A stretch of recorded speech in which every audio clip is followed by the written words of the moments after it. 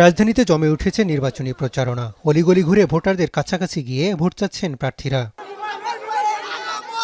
সকালে ঢাকা ৮ আসনে প্রচারণা চালান বিএনপির প্রার্থী মির্জা আব্বাস। এ সময় ইলেকশন ইঞ্জিনিয়ারিংয়ের মাধ্যমে কারচুপির আশঙ্কা করেন তিনি।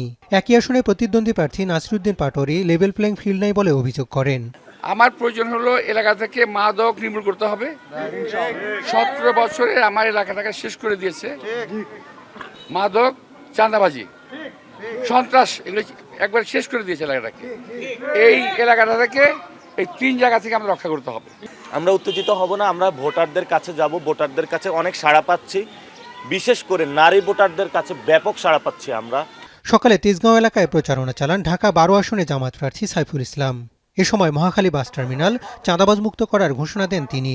ঢাকা 9 আসনে প্রচারণা চালান স্বতন্ত্র প্রার্থী তাসনিম জারা। নারীদের নিরাপত্তা ও উচ্চশিক্ষা নিশ্চিত করা, এলাকার রাস্তাঘাট সংস্কারের প্রতিশ্রুতি দেন তিনি।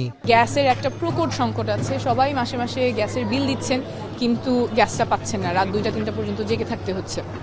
কেউ লাকড়ি চুলা ব্যবহার করছেন, কেউ সিলিন্ডার ব্যবহার করছেন, আবার সিলিন্ডারেরও দামের সংকট, রাস্তাঘাট নিয়ে সমস্যা আছে। আরেকটা কথা, অনেকেই বলেন যে এমপি প্রার্থীকে নির্বাচনের আগে দেখা যায়, এরপরে আর দেখা যায় না, সমস্যাগুলো তখন আর জানানো যায় না। সেই ব্যাপারেও আমাদের একেবারেই সুনির্দিষ্ট পরিকল্পনা আমরা রোডম্যাপে দিয়েছি।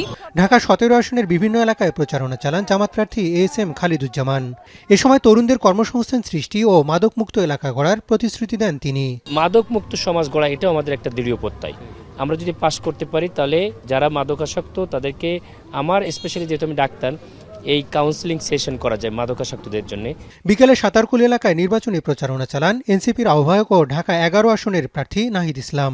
এ সময় একটি দল বারবার নির্বাচনী আচরণবিধি ভাঙলেও প্রশাসন কোনো ব্যবস্থা নিচ্ছে না বলে অভিযোগ করেন তিনি।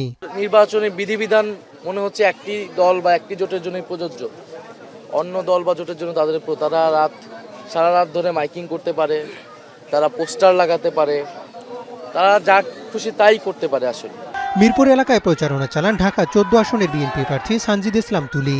জননিরাপত্তা নিশ্চিতের প্রতিশ্রুতি দেন তিনি। প্রচারণা চালান স্বতন্ত্র প্রার্থী আবু বকর সিদ্দিকও।